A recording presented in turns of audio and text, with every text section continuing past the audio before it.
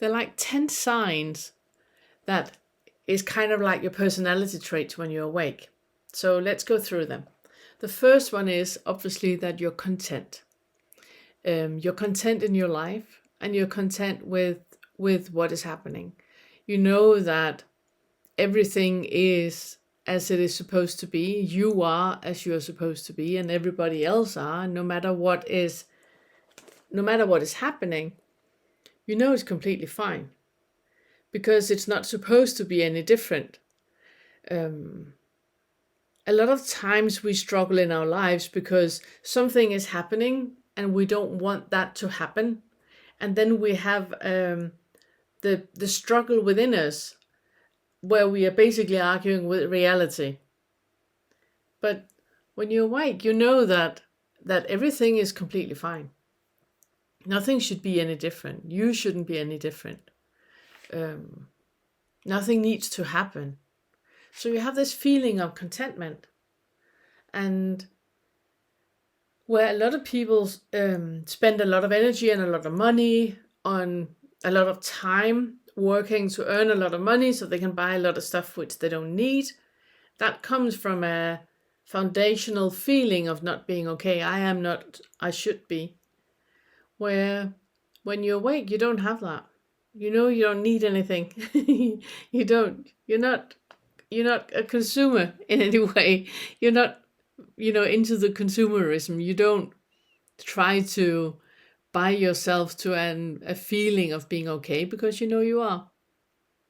So the first one is contentment. You have a trust in life and a trust in you, and you're aware that, I know that I'm saying you a lot, and you're aware that there is no you. You're aware that there is a being, and that being can't be anything but completely as you're supposed to be. So you trust life, you trust you trust what is happening, and you, even when things are not going the way that you planned, then you know that there's nothing wrong with life and the way that life is happening. It's just about the way you planned. It's about your expectations. There's nothing wrong with life at all. You had different expectations than what happened, but that's all about your expectations. It has nothing to do with life. And in that contentment, you always seem to find balance. So whenever you are too much or too little, or whenever you're kind of like going to one way or the other way, then you always get back into a sensation of balance, into a sensation of equanimity, and in that you have the contentment. So the first one is that you're content. The second one is kindness. You're kind. And the Guru Sangharakshita, he once said that you can't always be happy, but you can always be kind. And I think it's such a profound statement, because a lot of times in our lives we're aiming to be happy and healthy, and we're wishing for other people to be happy and healthy, but that is an impermanent state. Happiness will vanish, and just like sadness will vanish, and fear will vanish, and anger and annoyance, and nothing lasts. No emotion or feeling that is happening in you is gonna stay there. The only thing that you're not in control of your feelings, or you're not in control of your emotions, you're not in control of your thoughts. They're just happening, and the feelings are just happening. And it's when we start to identify with the feeling that is happening that we create all the drama in our lives, because we're identifying with the feeling, not actually present in the situation, but just identifying with the feeling. And when we do that, then we are in the ego, and we are so far away from where we actually are. So you can't control the feelings, and you can't control the emotions. It's just feelings happening and emotions happening. And emotions are just manifested feelings. You have a feeling when you have had that multiple times, and you are ruminating and you're thinking about it, and you're creating a scenario over and over where you get that feeling, then it becomes manifested.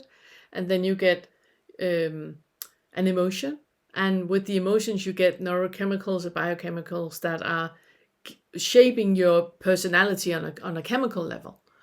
And therefore you become the emotions that you have. And that you can't control either. So feelings and emotions you can't control. Sensations you can't control. But you can always be kind. And when you're awake, you just are. You know that you can't control the feelings and emotions, and you know whatever's happening, it's out of your control. You can always be kind, and you are always kind, because why not? Why not? It's the only logical thing to be. Be kind toward yourself and be kind to others. It's the only logical thing to be. So kindness is the only option. Everything else is ego. Whenever you're not kind, whenever you are something else than kind, then you're ego. So when you're awake, completely automatically, you're also kind. The third one is that you own your feelings. You do not identify with them, but you own them. And that means that if you say something and I get angry at you, then I know it's not about you. It has nothing to do with you. The feeling is arising in me. The ears that are hearing what you're saying are sitting on me. The feeling that is arising is in me. How can that possibly have anything to do with you? But I need to own the feelings that I have. I do not need to identify with them. If I feel sad, or if I feel angry, or if I feel happy, it's just feelings arising. It's not me being angry, sad, or happy. It's just feelings arising. And I own that. It's not anything that I can blame you for the feeling that I have, or think that it's you that is creating a feeling in me. It can't be. It's happening in me. So I would never blame you for a feeling that I have. I would never ask you to change for a feeling that you evoke in me. I know that it's a lot of coaches are teaching you to use feeling when you're talking with somebody. I feel that when you say that, I get really, really sad, passive aggressively indicating that you should stop doing that because you are making me feel something. Well, you can't. You honestly can't. The feeling that I have is arising in me, and therefore the feeling is mine, so I own it. I don't identify with it, but I own it. And you can say exactly the same thing to somebody else and the person is not reacting, which means that it has nothing to do with you. It can't. So when you're awake, you own your feelings, but you don't identify with them. The feelings are there, you're not them. The fourth one is that you own your past, but you don't identify with it. So if you have experienced trauma in your life, and childhood trauma in your life, and you have a lot of issues that you have been working through, or views that you still not aware of, but is coming up when something is happening, and then your view becomes very, very apparent, then you know that that's because of my past. It's because of the trauma that I had, and because of the story that I had. Okay, that's why. And then you can change your self-image.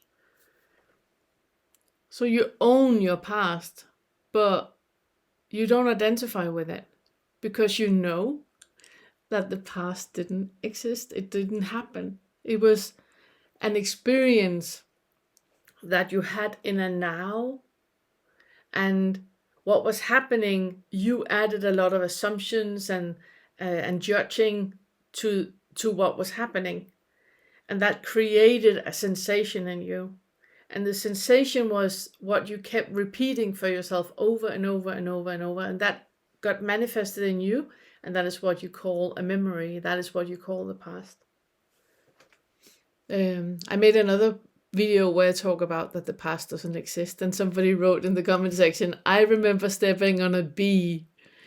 Exactly. And that has shaped your attitude towards bees, you know? So whenever you see a bee, you think of that. You might be scared every time you see a bee, and you might, just, think whatever. So you own what happened, and you know that it's that is part of the story that you created that has shaped you and shaped your personality, but you don't identify with it. And when you no longer identify with it, then you can let bees be bees, Even if you see a bee and you instantly feel your heart rate is going up and you get clammy hands and you get all the sensations of fear, you can pull yourself out in the observer and just going like, oh, wow, 40 years has passed and my body is still reacting to the day I stepped on a bee. And by that you own your past, but you don't identify with it.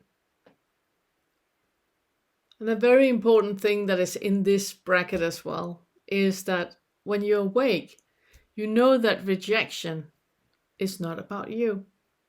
And when you are rejected, then you don't take it personally because it's not about you.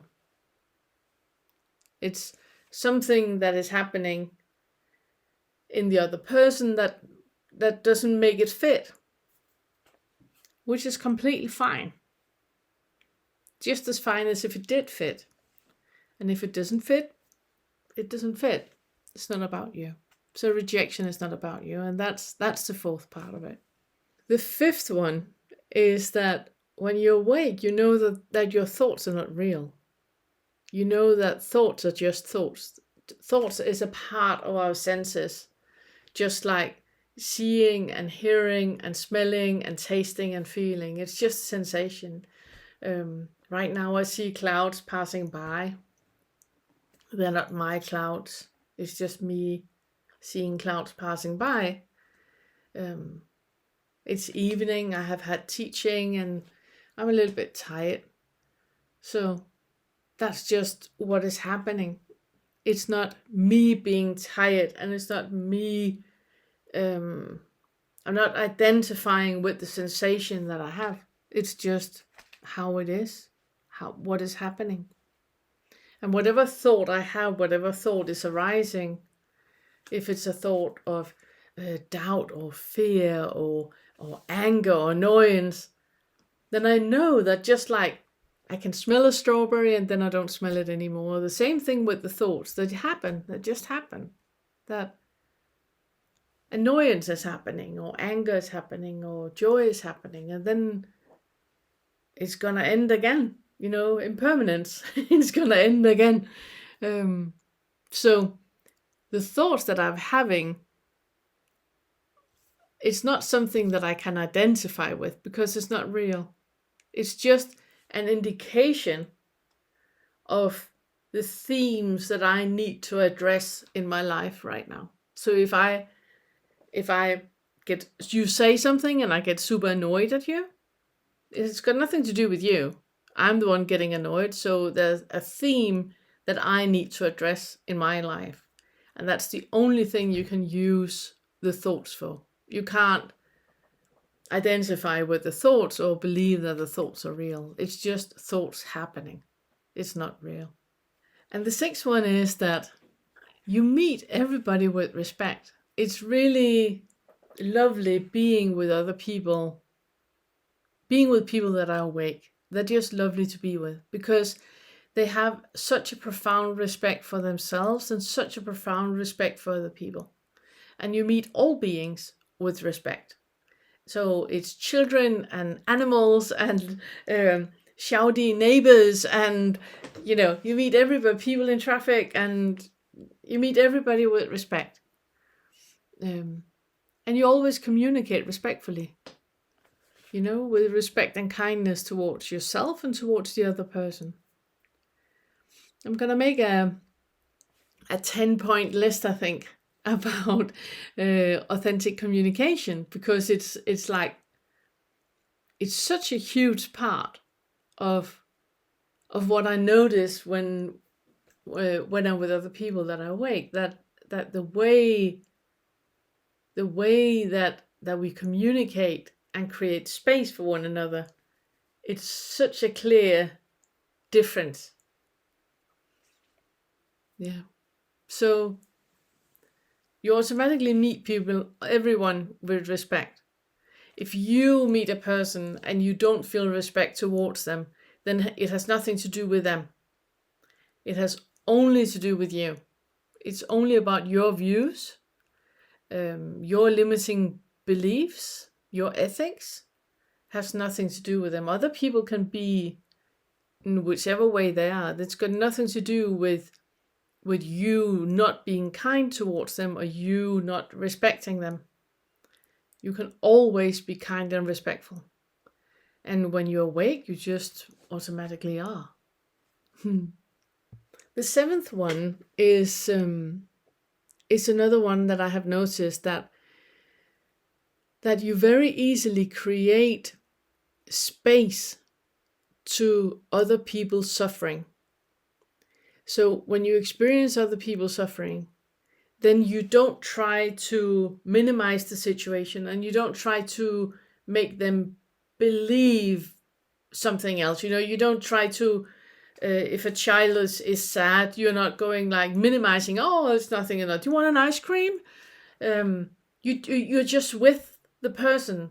You're just with the person, creating space to what is happening, listening, being quiet, keeping yourself out of the equation. It's not about you. Whatever the other person is experiencing, you just need to create space. You don't need to do anything. You don't need to say anything. You don't need to be anything. Just be there. Just be present. Just listen, and you're just there. And you probably have experienced something similar. So it's very easy when you're awake. It's very, very easy to relate to other people. It's very easy to relate to their suffering and to relate to the pain they experience. And you might have not experienced exactly that, but the foundational experience that they have, the foundational feeling that they have, you recognize. And therefore it's very easy to create space for it, create space for the pain that they have, that create space for the suffering, and just support and be there. And the eighth one is that you tend to express gratitude and appreciation. I don't know what it is. I think it's about the knowing that everything is as it's supposed to be, that whatever is happening is completely fine, and that gives you an authentic being in the now, in the present, where you can't be anything but appreciative and feel grateful for you being there, for the moment happening, for the other person being there, no matter what it is. Even standing in line in a supermarket, or being stuck in traffic, or whatever it is that is happening, you can always be kind, and you always think of other people with kindness. You always have that urge in you to be appreciative of the other person. Say thank you. Be appreciative of what the other person is, bringing to the table, or enriching the conversation with. No matter if it's somebody that agrees with you or do not agree with you, that's not the point. It's just the exchange with the other person, that you can feel such compassion and gratitude and appreciation of the other person and the other situation. And I really feel that with the channel here, and with all you guys that are writing comments, and the way that you engage, and the question you ask, and the way that you share. I'm so grateful. I'm so appreciative of it. And even the ones that are complaining, It's completely fine. I'm still super appreciative when people are, saying stuff. I'm still, even trolls, I'm completely grateful and appreciative, because think about it, for a troll or somebody, having an issue with my videos or with what I'm saying, or with you for that matter, for anybody that is having an issue, for them to engage, it's because that something is starting to work in them, So when somebody's watching a video and writing a comment underneath and trolling, they're choosing this specific video to do it because it activated something in them. A little seed has been planted. And by them writing, they're actually saying, I'm so provoked by the seed you just planted in me, which is great. Absolutely great. So, yeah. So I'm grateful and appreciative, even of trolls, even of people being angry and frustrated and annoyed. And yeah. I think it's very much about, I'm talking about that in another video that I made, where I'm talking about the difference in the ego that is very, very contractive in its energy. And the authentic is very expansive in its energy. It's like we have the inhalation and the exhalation, that everything is moving in waves, right? And I think that the expansive energy that is in being awake, you can see the expansiveness in everything. You can see the love and compassion, and even in frustration, I can see the love and compassion. I can see and be appreciative about what is. Yeah. Number 9, you always focus on your part, because there's no other part to focus on. Seriously.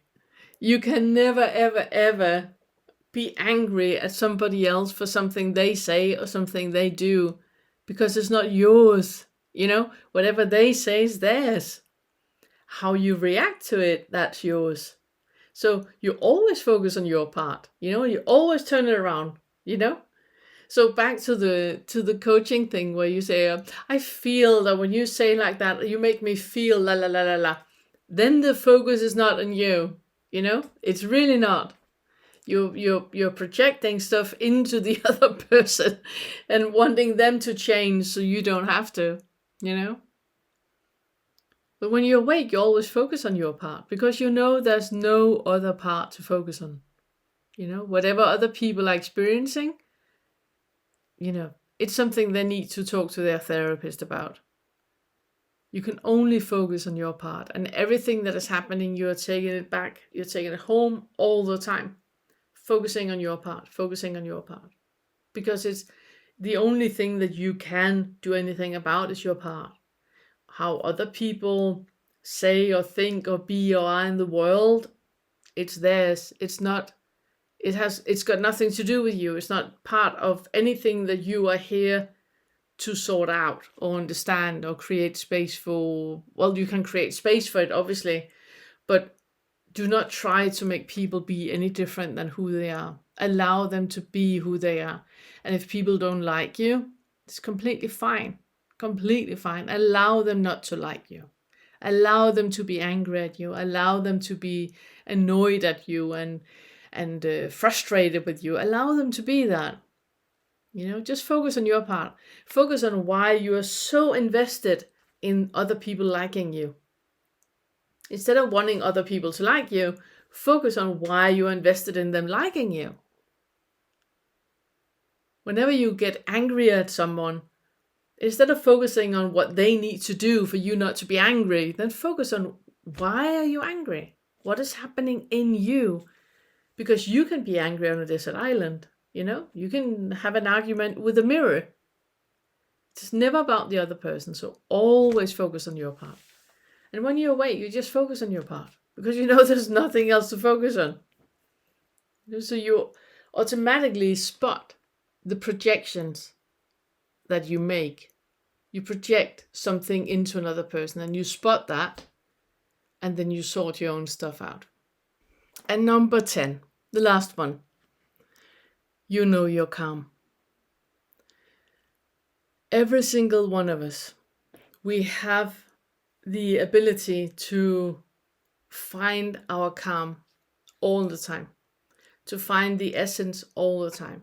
For some people, you find it with breathing exercises. For other people, you do it with repeating a mantra or chanting. For other people, it's counting a mala. For other people, it's going for a run. But whatever makes you connect with you and being in you and having your focus on you, that is what you're seeking. That is what you're doing. And you do that all the time. So it's not like it's you have a full day and then you meditate for 20 minutes, or you have a full day, super stressful, and then you go for a run. It's like all the time, again and again and again and again and again. In every moment, you know you're calm. And you find your calm. And whenever you feel you get out of balance, you automatically know you're calm, and you find your calm, and you come back to you, to where you're present, and where you are authentic and you, and have the surplus to pull yourself up to the observer role where you just are. You know that you haven't got any hooks in anything being any different than what it already is. And that automatically gives you the calm.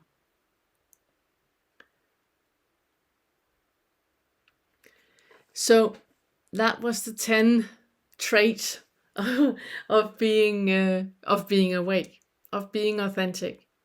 Either you recognize yourself in them, or it's something which you can have a focus on, because these 10 things, you can also use them as when you're in a situation and you absolutely do not feel kindness, or you don't feel appreciation, or you believe in your thoughts, or you staying for a weekend with the family and you're so hooked into the past and all the stories and all that, then use this.